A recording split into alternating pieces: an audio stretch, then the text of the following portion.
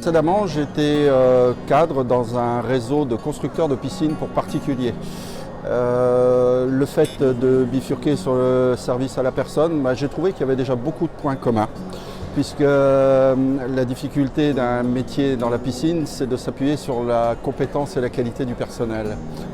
L'envie aussi m'est venue, au bout d'un moment, à force de visiter des entreprises, je les suivais dans le cadre d'une démarche de certification qualité. Ça a été de me mettre à mon compte et comme peut-être pas mal de gens, arrivé à la cinquantaine, j'ai eu l'opportunité de le faire. Pourquoi le service à la personne? Le service à la personne déjà pour des raisons personnelles.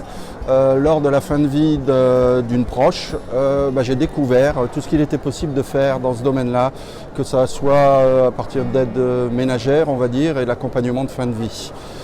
C'est à ce moment-là que j'ai découvert tout le personnel qui pouvait exister et tout ce que ça pouvait apporter. Voilà pourquoi j'ai choisi le service à la personne et d'une manière un peu plus pragmatique aussi. C'était d'avoir une activité qui ne dépende pas, on va dire, de contingences économiques ou de la concurrence étrangère et aussi d'avoir une activité où l'humain était au centre de toutes nos considérations. Que ce soit autant vis-à-vis des gens dont on s'occupe que vis-à-vis du personnel. Pourquoi la générale des services? Déjà, c'était une évidence pour moi de travailler à l'intérieur d'un réseau. On est dans un domaine professionnel qui est très complexe d'un point de vue législation, d'un point de vue des RH. Et d'y aller tout seul, et d'autant plus aujourd'hui, je m'en rends compte, ça me paraît très très compliqué. Après, général des services, pour un côté qui m'a fait un petit peu peur au début, c'est la volonté de couvrir tout l'éventail du service à la personne, ce qui m'a paru peut-être trop important ou qui m'a un peu fait peur au début. Mais finalement aujourd'hui, je trouve que ça nous permet de toucher déjà différents publics, que ce soit des gens qui travaillent ou des gens qui sont dans le besoin d'un point de vue santé. Après, général des services, c'était pour l'appui, pour la longueur de la formation, pour la présence sur le terrain.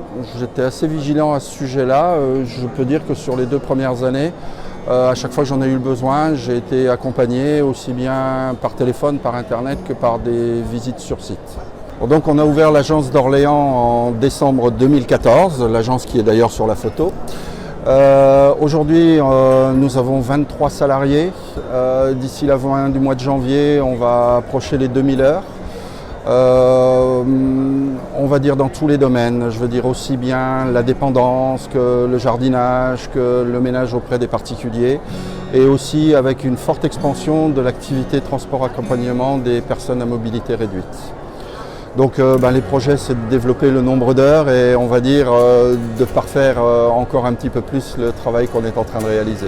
Alors je suis tout à fait content de cette reconversion professionnelle par rapport à justement ce que ça pouvait nous apporter d'un point de vue humain, des rencontres et des histoires de vie qu'on a tous les jours, même si des fois elles ne sont pas forcément drôles.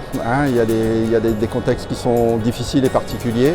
Ça nous a permis aussi de rencontrer des gens, de faire des rencontres insoupçonnables, on va dire, que ce soit des institutionnels, des gens qui travaillent dans les mairies, voilà. Alors maintenant, il y a des domaines où il y a des difficultés qu'on n'attendait pas forcément et c'est vrai que les relations avec le personnel et la partie des RH est quand même quelque chose qu'il ne faut pas négliger parce que c'est très important et ça nous prend vraiment beaucoup de notre temps. Voilà, mais ça sera à refaire, on y retournerait. Voilà.